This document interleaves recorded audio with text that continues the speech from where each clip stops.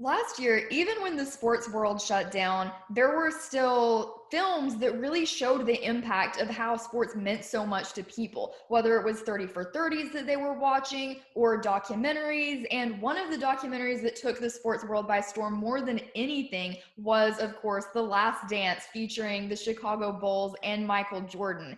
And today, I have a guest I'm interviewing who had the opportunity to work on that documentary, and she's also worked on several other interesting projects for ESPN. So our guest today is Jaycie Schenone, who is a production assistant for ESPN. So thank you so much, Jaycie, just for taking the time out of your schedule to be here today, and I really appreciate it. Of course. Thank you so much for having me. So the first question that I wanted to ask is just kind of what I start off with asking every guest, and I love to hear the different answers I get. So who was the first woman in the sports industry to inspire you, and why? That is a great question. The first woman, like actual first woman that inspired me and made me feel like I had a place in the sports world in whatever capacity in the entertainment industry was Amy G. There was so many athletes before that that inspired me, but when I saw Amy G at a San Francisco Giants game, interviewing players, working like hand in hand with their production crew and the announcers, like I was in awe. And I remember asking my dad, like, who is that? Because I saw her at a game before I saw her on television. And he was like, oh, like that's Amy G. That's one of their, that's one of their talent, their people. And ever since then I've been following her, and she's just her personality and the way she has developed like really authentic and genuine relationships with the players is inspiring. But I will say that later on in life, when I was in college, the journalist that just like struck me and had such a profound impact on me as a storyteller based off of her work and not just her presence. I love Amy G's work, but Kate Fagan's work and how that spoke to me she covered sports and athletes so incredibly well, and told their stories even when it was difficult to tell. And she still is doing, even though she's no longer at ESPN, she still is just telling such beautiful and moving and authentic stories that are deeply personal to her.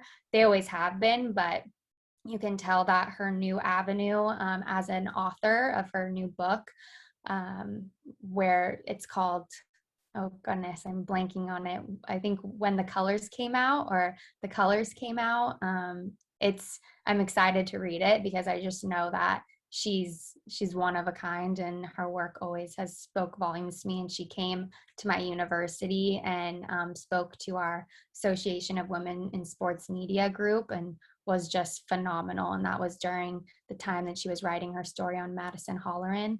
And it was moving beyond compare. It inspired me to do my thesis in college, and beyond has centered my beliefs personally and in storytelling on the impact that mental health and telling mental health stories can have on audiences.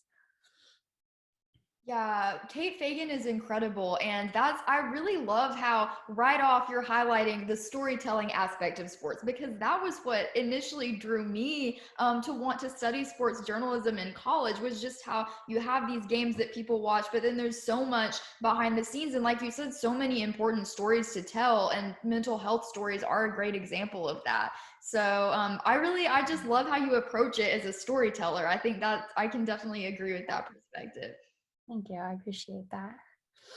And so then, of course, with being in a production role, you really have the opportunity to see the stories, from that different perspective, and play an active role in creating them and presenting them to the audience. So what led you to become interested in video production?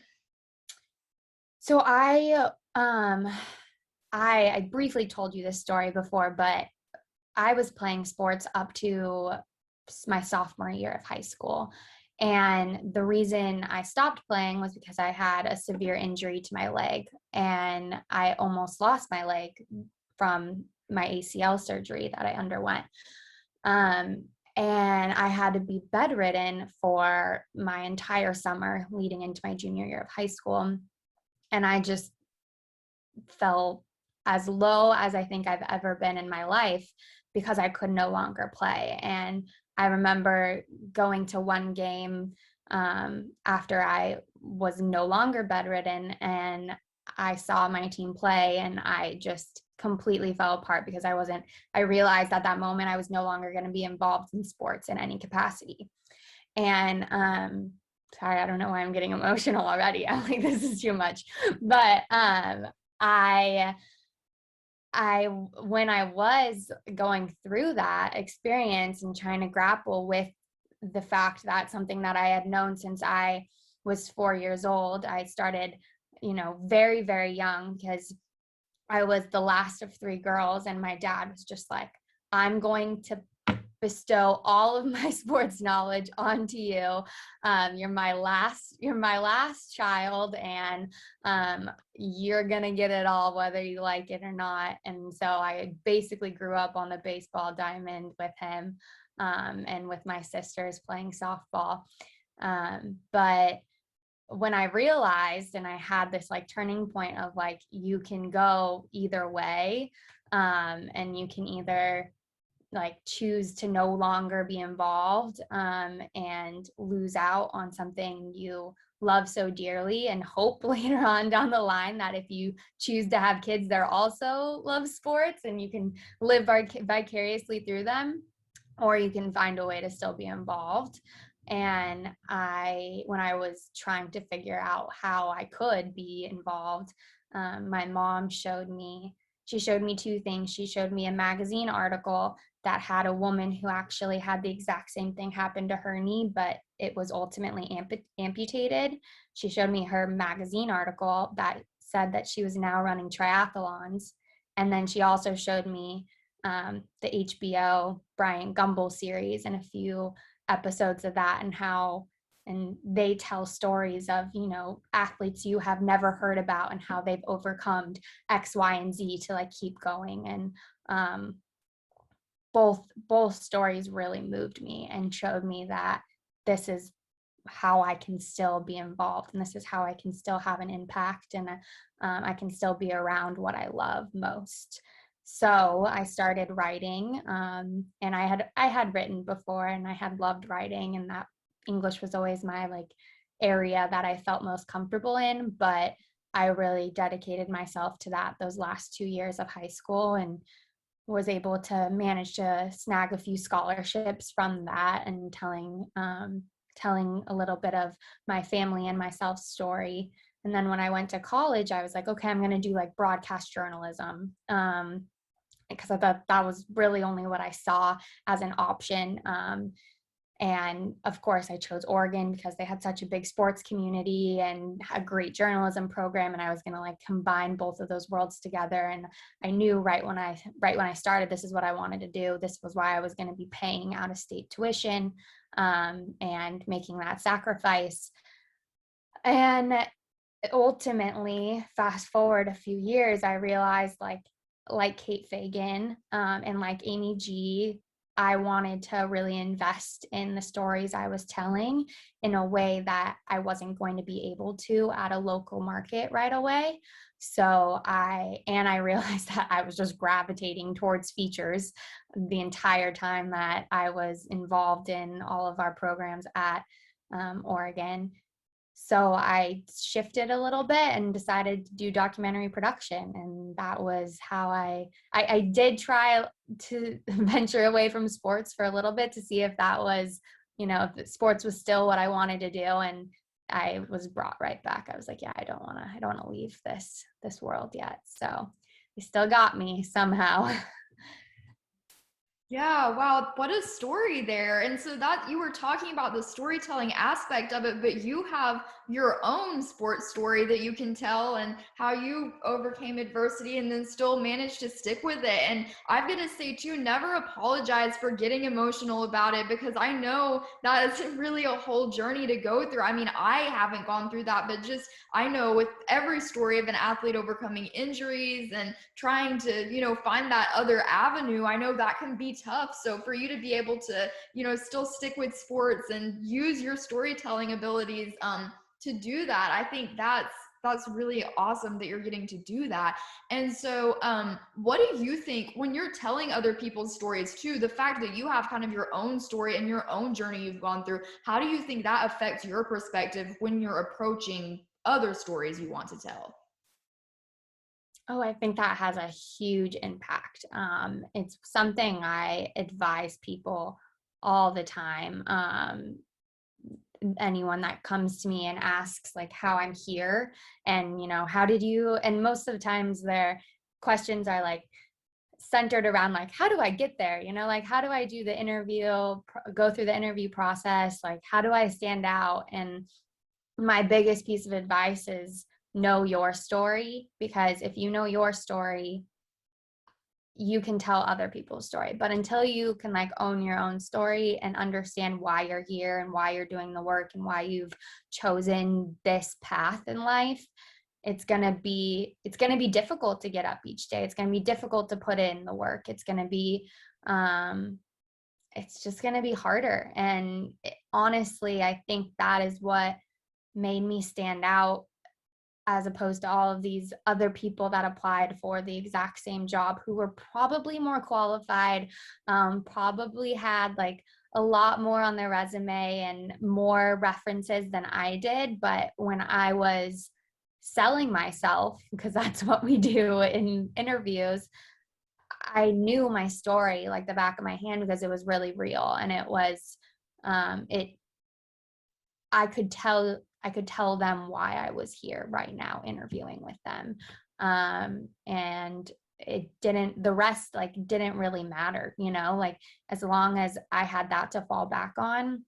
Of course, like prep for your interviews and know your stuff, and I did, but I fell back on me more than anything else. And I think that's what we all need to do a little bit more, is just like know ourselves and love ourselves, and make sure that we're bringing our authentic selves to every room that we enter.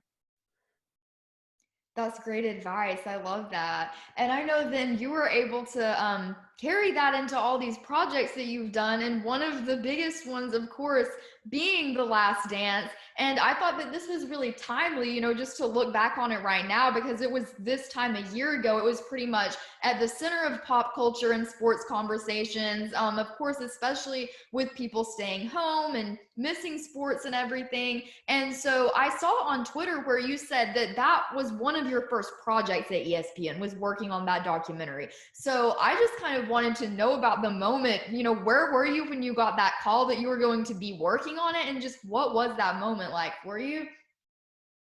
Yeah, The Last Dance was huge, and I am a very, very, very small like portion of the project. I'm not like by any means high up on that credits list or whatever. I'm just happy that I was able to touch it as much as I did, and have that be one of my first examples of how a 10-part documentary is created, and not only created, but fast forwarded and accelerated so that it can be there for the fans when they needed it most.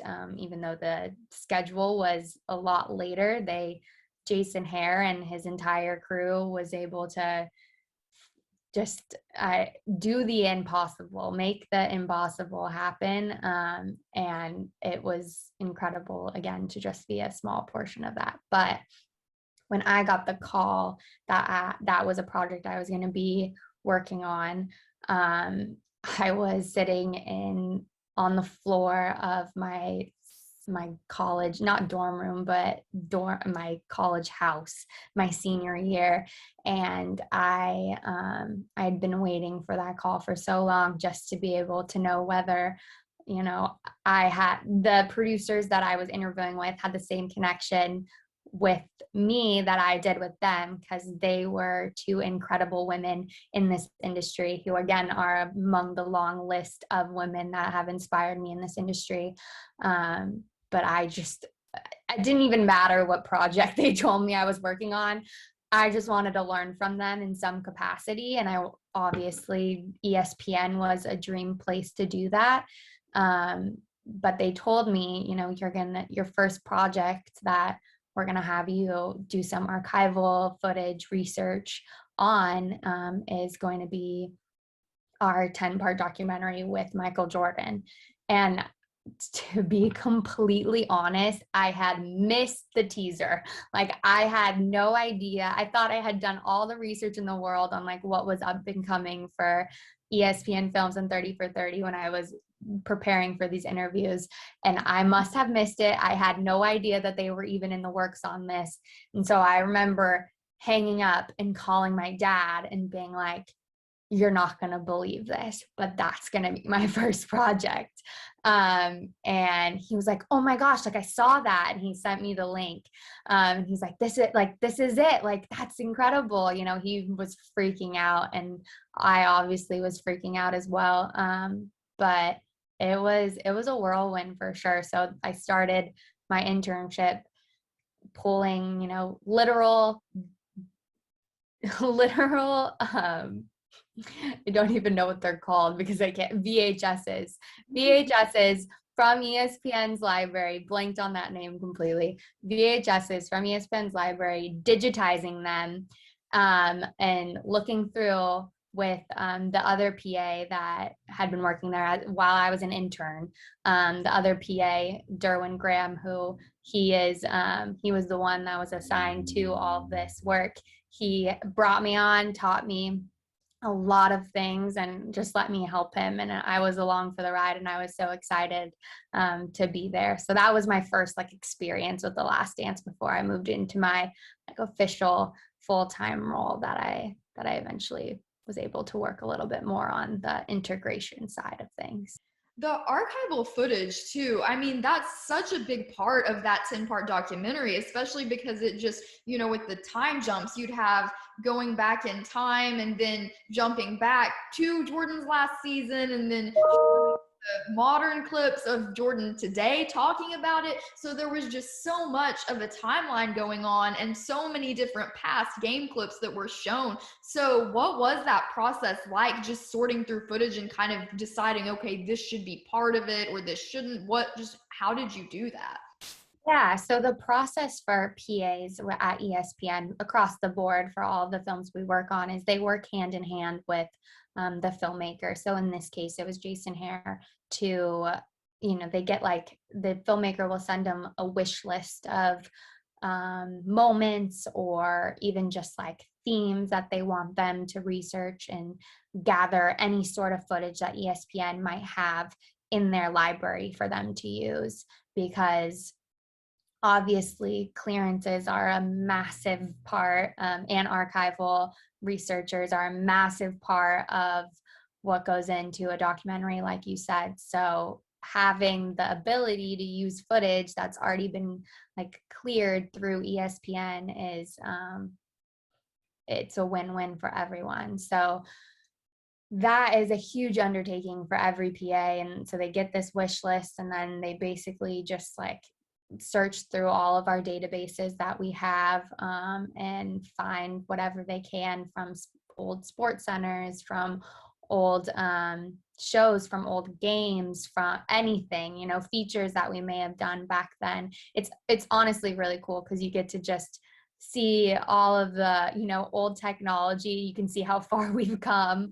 You can see all the old fashion that they used to wear on set. It's pretty cool. And it's a big process for sure. And it's just hilarious that it's all on old VHSs that were pooling, and I was really surprised when I got there that that was how they stored everything, and that you had to request it. Someone brought you the VHS, and then you scrubbed the entire disc. It was pretty cool. Yeah. Anybody who watches this, I know is going to be like, wow, they're so young. Like people who I know, I know. watching VHSs, but I that's didn't even remember it was called the VHS. well, I remember this would have been when I was a little kid. My family had VHS players. And what's funny is I think that would have been how I watched Space Jam when I was a little kid. And then soon after that, of course, it was DVDs and it was then the TiVo. And then that moved to, all the other technology Yeah. after Oh that. yeah, it's so Yeah. on theme with 30 for 30s because all of their films like are around that time. So it's fitting that we're still using VHSs, and not to call out my mom right now, but she still has VHSs and a VHS deck that she sometimes pulls out for us to watch our old like movies because she refuses to upgrade. So I'm still on that. I've used VHSs and it just completely blanked my mind the name of it for a hot sec. So I'm young, but I have used them. That's funny. No, I feel that. Like I said, because I know we're around the same age. Since you Yeah. graduated 2019, I graduated 2020. So yes, I get that for sure. But the whole kind of 90s nostalgia of it is what makes the documentary so cool too. And one thing that I love about it is the soundtrack. I actually saved the Spotify playlist in my Spotify library because I love the soundtrack so much. But even of course, listening to it on Spotify can't really replicate how it goes so well with the video clips. So what was that? Did you, were you involved, or did you see that process at all of what it was like to choose the music and sync it up with the right scenes? Yeah, so multi-part. So my boss, Heather Shear, she's incredible, and she's just one of my three bosses. But she works on our business affairs side. So she worked a lot with the music group before she actually went on maternity leave during the last dance. So she really didn't get to like reap the the fruits of her labor for sure, but she worked hand in hand with the music team, just making sure that we could clear all of it and that they had reasonable expectations about what we could do. And they also made the impossible possible, like so many groups at our company do.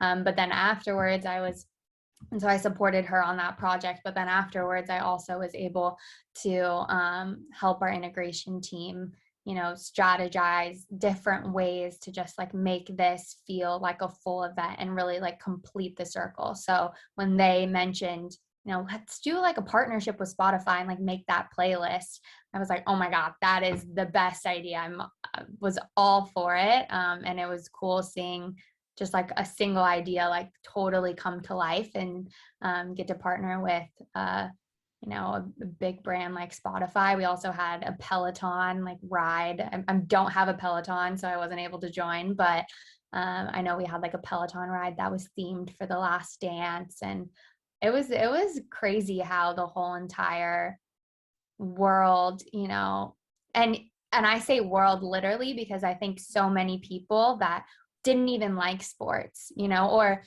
maybe like didn't really care, probably wouldn't have tuned in if it wasn't for the pandemic. Tuned in, like we all just needed that at that moment, and everyone was on board. Our entire company like got behind it in a way that I haven't seen fully, because we all knew that was something that we needed to give our audiences. And I know it helped so many people out there that just like were struggling and needed something to look forward to at that time, through all of the terrible things that were happening. It was a glimmer of hope. So it was cool seeing a lot of people come together for it. I'm glad you mentioned that because that was one topic that I wanted to touch on too, is the timing of that, not only was it such a big story just featuring Michael Jordan and Scottie Pippen and Dennis Rodman and all these big names that people love to see videos about, it was also, like you said, during a time when the sports world had come to a stop. And so I think just to give people that sense of nostalgia and keeping them connected with the basketball world was something, like you said, that meant so much to them. I know to me, when I'd had my senior year of college paused, it was actually at the end of OSU's basketball season. So they didn't get to finish out their conference tournament or anything like that. And so I knew I was done writing about basketball for a while. And so when this came out, I was all in. I was wanting to keep up with every episode. I was talking to my friends about it. And I think that's how so many people were from their different perspectives, is just kind of so thankful to have content like that they could watch during that time. And then really, like you said, just with all the marketing efforts had to be so good too, with the Spotify and Peloton and all those partnerships. So it seemed like it was just kind of a storm of all those efforts coming together to really make it, just boost in popularity like that so much. Oh yeah. I think I know that when the NBA finals were canceled, everyone just like looked around, and everyone looked around and was like, what are we in for? Like, how is that possible? And I don't think that, the Last Dance didn't solve anything, obviously, but I think in that moment, we all, like you said, and like I've said, like, we all just needed something.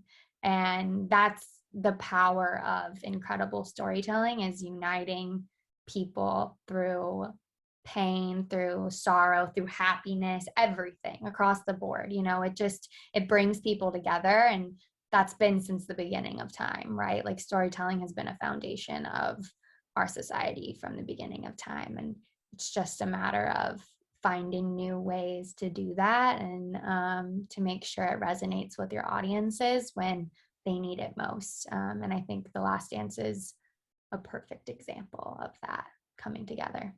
What is your favorite Michael Jordan story? I know it might be hard to choose from all the stories you found through that, but what's your favorite one? Um, that is a hard question. I think it has to be the pizza poison story in Utah. I just don't think it gets better than that. I don't know any of the facts behind it whatsoever, but it was a moment that I think everyone was just like, what the heck? Like, you heard rumors about it, but it was cool to see them like really investigate it a little bit and do some digging. And yeah, that's gotta be my favorite one. I wondered if you would bring that up, because that was one that came to mind for me when I think about favorite stories from it. And I know, of course, The Last Dance was such a big project, but I know that you've worked on a variety of other ones at ESPN as a producer, director, and production assistant. So, out of all of those other ones that you've worked on, what's your favorite one and why? Oh, that's hard. That might be your hardest question, because there have been so many incredible projects since I've joined that I've been able to touch in some way or another. I will like pump the one that I was the director for, because that was a very short. That was a very short feature, and it wasn't a part with my team, so it wasn't with ESPN Films. It was with ESPNW, but it was an experience that I will never forget. In my first 6 months at ESPN, I was able to tell a story of a woman that I had been following actually since the beginning of college. So it was sort of a full circle moment when I was able to tell her story, and she became a Radio City Rockette. She is the first differently abled Radio City Rockette, Sydney Mesher. And she just has a phenomenal story of how she made her way to one of the greatest stages in the dance community that there is, and one of the biggest stages in the world by far. So yeah, I got to feature her. The funny story is that the people that assigned me the project Did not know that I was just a production assistant. They thought I was a producer, I believe. So they told me, go out and you go tell the story. We'll handle like hiring the writer for the article portion of it, and you create the video. And so I wasn't gonna let on to the fact that this would be my first project, my first video for ESPN, and I went out and hired a crew and told Sydney's story, and it then was featured on Sports Center Christmas morning, and it was in 2019. It was so incredible, and just something I will never forget. And I was able, because it was the holidays, I was able to be home with my family to watch it air after I had finished it. Yes, all of this content, I encourage everyone listening to watch it too. And I think that one thing that I really love about these projects that you're talking about is the range of stories you get to tell and the range of people you get to interact with. And really things that belong into a broader scope in society than just in the sports world. So that was one thing that I wondered about from your perspective as a producer, is just what is your perspective on ways we can ensure that there is equality in coverage when it comes to not just men's sports, but women in sports and non-binary athletes, transgender athletes? Just what is your perspective on ways to make sure that people in the media, show that representation? Yeah, I think the first step, and I'm not of a position, I guess I would say, to like put this into action, but I believe that, speaking up in the way that I have, hopefully, is having some sort of impact. But I think it's hiring people that are diverse. If there's no one in the room to advocate, and not saying that they themselves have to advocate for those types of stories, but they are the ones that should be telling them, because they are the ones that have that lived experience. And everyone else like should be on board with sponsoring and supporting them, and making sure that their voices are heard, however they can. So I'm at an entry level position, so I do that as much as I possibly can. But throughout, one thing that, and it's a little bit like touchy, I would say, and could be a little bit controversial, but one of the reasons that beyond that, I really wanted to tell authentic stories, and more so than authentic stories, I wanted to devote all of my time to these stories. And I wanted to give them enough time to mature, and enough time to really sit with them. But beyond that, another reason why I didn't go into broadcast journalism was because I kept being told, like, time and time again, whenever I said I was going to be in broadcast journalism, was like, oh, well, like, you're attractive, so you'll do great. And I was like, that does nothing for me. Like, that's not going to give me any confidence. That's not going to solidify my career. Like, I don't believe in that. I don't even appreciate that compliment. Like, I'm talking about my work here, and all you're talking about is something that's superficial and is going to go away at some point. Like, there's, in no world does anyone look the exact same that they look when they were 20 years old in college. Like, that's not what I'm going to base my career off of. And it actually did a total reverse psychology on me and made me feel like I wasn't meant to be in this industry, because if someone was commenting on my looks, then like that must have meant that the work that I like just showed them was really bad, so they had nothing like else to say besides like, oh, you'll do fine, like, you're pretty, and my long-winded like approach for that is to say, like, I made a point of, when I chose to go into documentary production and go behind the camera, I made a point of saying that, like, I was never going to lower like my expectations of people around me, and I was never going to benefit off, or and I do benefit every day, but I was going to do everything in my power to lift as I climbed and not take advantage of something I may have that someone else doesn't have in order to get ahead. I wanted to like wrap arms with the people that I saw as beautiful people inside and outside and bring them with me. And I think that that is how we create representation, and we create these stories that are going to inspire the next generation to see and treat everyone equally, is by making room for other people that don't look like us, that don't have the same experiences as us, that have a different worldview, and learn from them and listen to them and admit when we're wrong, and try to do better each and every day. I love that so much. There's so many good takeaways from what you just said there. But I think one of the things that really does stand out to me is what you were saying about broadcast journalism, because one of the things that actually compelled me to start this site was when I was trying to figure out what to do, just going into sports journalism and, trying to do my research on sports journalism, and whether it was, awesome women in sports media, trying to find what groups to join. If you Google search women, women in sports broadcasting or something like that, just to try to find that representation, it never fails. It always pulls up lists that are women in sports ranked by their attractiveness. And I know you know this too. I mean, we all do as women who are going into that field.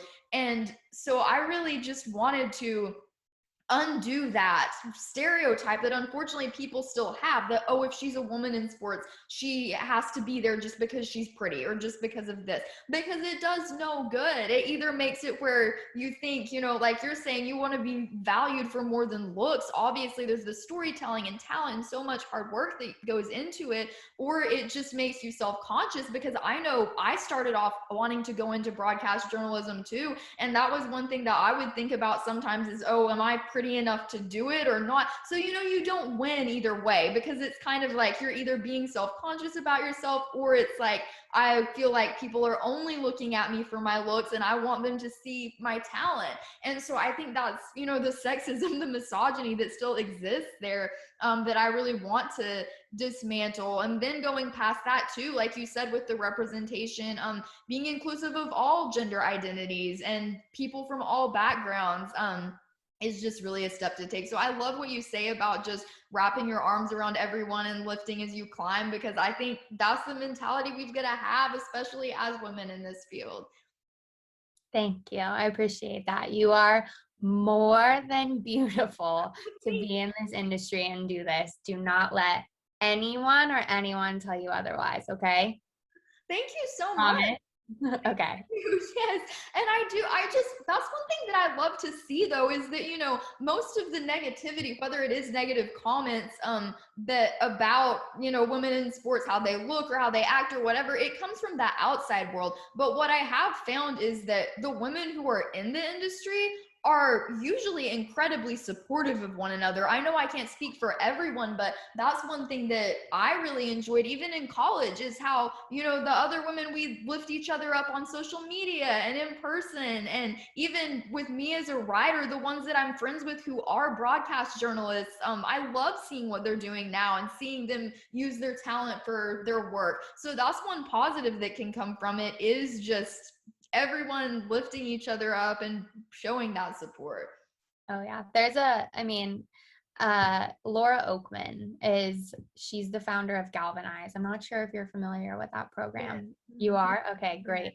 That has, especially during COVID, for me, has been a huge like motivator, inspirer for me, because the foundation of it is like support women in this industry. None of us are in competition for a role, even when they make us, even when they say we have one spot for a woman at our station, like that still does not put us in competition, right? Like that is wrong. and they need to make more seats then. And they need to figure it out. That's not on us to compete for that.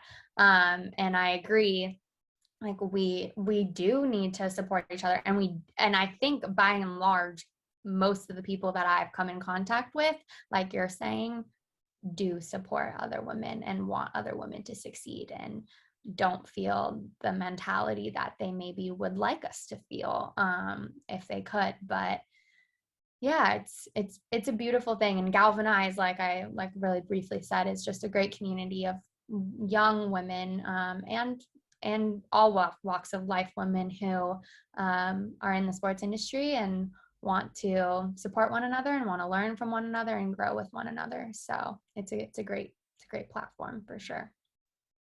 That's great.